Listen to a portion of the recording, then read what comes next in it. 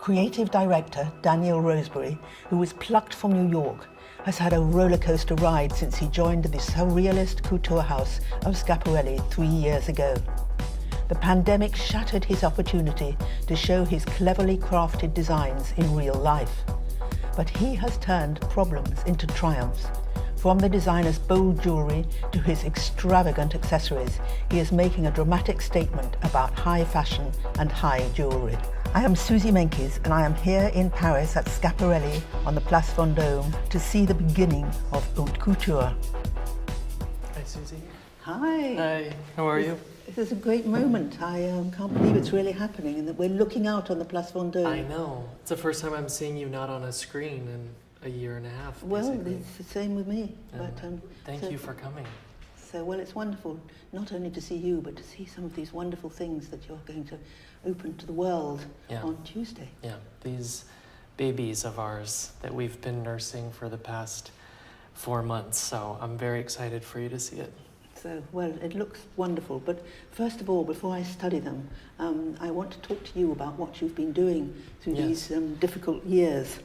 I mean, you're young and artistic. You're from New York. How did it come to turn out that you're doing this collection for this designer? Well, I moved here from New York, but I'm actually from Plano, Texas, the literal opposite side of the world in a way. When I moved to New York, I started working for Thom Browne, as you know, and that's where I was trained. You were 10 years there, weren't you? 10 years, yes. Just over 10 years, yeah.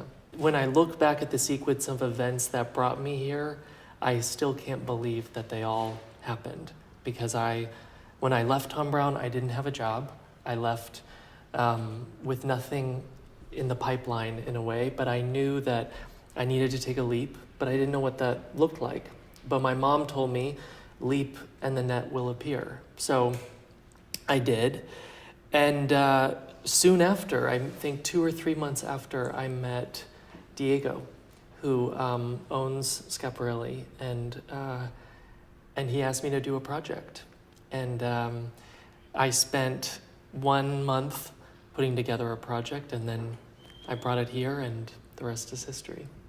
Well, I'm very excited to think that you originally came from Texas. What do you think you've brought from Texas to Schiaparelli? It seems the most unlikely combination I could imagine. It is, and I think that's what I'm bringing. It is the most unexpected history I could think of in a way. Not only am I coming from Texas, but my childhood was really dominated by the church in a way. My dad was a priest. My brother ended up becoming a priest. My sister married a music minister.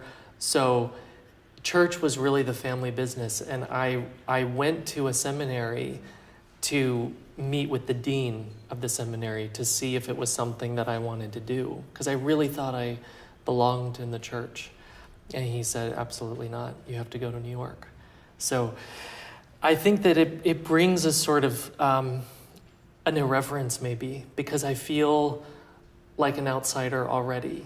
And I'd like to think that it gave me some sort of freedom in a way that I don't feel like I have to play by the traditional rules of couture. You're certainly not going by any of the rules, right. And nor were you when you went out onto the runway yourself. And in the center there, you set up, I'm not quite sure how to describe it, you were drawing your drawings of the clothes, and you were sitting there and you were being watched by all of us. In those days, before the pandemic, there were literally thousands of people around there.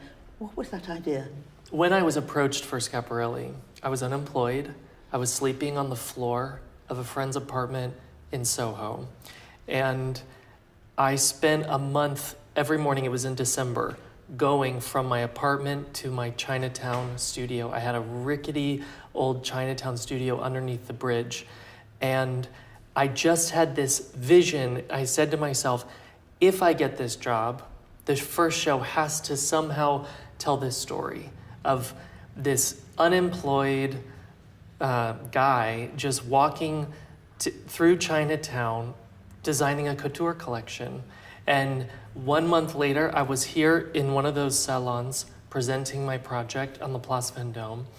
And the disparity of the situations was so inspiring. I thought, I really want to show people how this collection was conceived. And for me, the most accessible way or the most immediate way to do that so far has been really on the red carpet. And I know that sounds crazy, but the people and the women that we've dressed on the red carpet are creating the culture today. Like we just had Cardi B announce her pregnancy 2 days ago wearing Schiaparelli jewelry.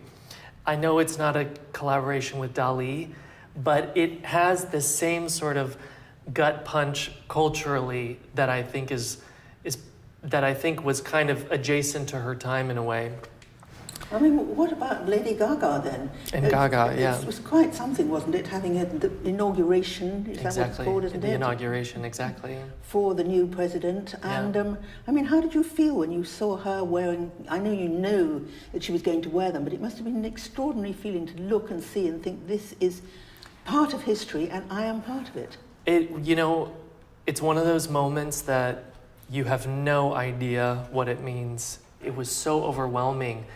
And only months after, did I really start to understand what a moment it was for the house, first and foremost. Because I think when people write about Schiaparelli today, they're going to write about that moment, and it's something that you'll never be able to escape in a way. But no, it was incredible, really incredible. You've put a lot of work into what you're making, and I'm looking here having a peep ahead of the opening of the show, the digital show. Yeah. And we can see a lot of, I don't know how to describe it, a sort of decoration, but it's much more than that because everything appears not to be put on from the outside, but to grow from the middle of the fabrics and sometimes from the middle of the body. Exactly. Tell me about that technique. Last season was really about challenging the traditions of couture. And this season was sort of the complete opposite. I wanted to really set out to execute embroideries that felt totally unique and almost barbaric in a way. Like, of course you have things that are an homage to an iconic Schiaparelli. Like there are other pieces where the bijou were created to fit inside of the embroideries. And I love that word barbaric. It's something that I always think of when you think of a Schiaparelli jacket. The huge embroideries just superimposed, appliqued onto the garment. And I love that kind of copy-paste sort of sensibility. It's so irreverent, and it felt really modern for me. When you say irreverent, it's not true, is it, in terms of the work that's put into it? No. I mean, your people here, I don't know how many you have, you can tell me, but how long it would take them to do some of these things I'm looking at. I mean, we're not talking about something irreverently flung together with someone with a needle and thread. No. That's the only way that this works, I think, is that we can really be irreverent in our attitude and in the imagery and in the proportions and crude in a way, but the work behind it has to be according to the traditions of couture. And we have people here, we have a very small team actually, but they are the real guardians in a way of the techniques. And but Suzy, what I've been saying too, I mean, you're one of the first people I'm talking to, but actually what I've been feeling is that this was the first season that I really fell in love with couture. A surrender almost to what I think of when I close my eyes and I think couture. I think of these kind of embroideries, this kind of jewelry, these kind of gowns, and almost to the point of fetishizing those classic couture ideas from the 80s and the 90s. So that's kind of how I approached it. I'm fascinated to hear you talk about your family background, which is so involved in the church. Do you think some of that was soaked into you by your childhood?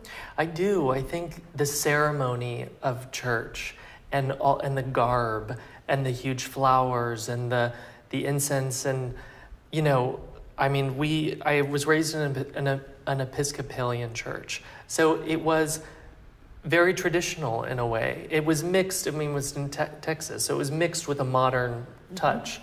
But I do think that a lot of inspiration has come from my time in the church. Visually, also the dynamic. Anyways, yes, I agree 100%. Yes. Elsa Schiaparelli herself that sort of reached her peak in the 1930s. Then she was so involved with Salvador Dali and with everything that was going on.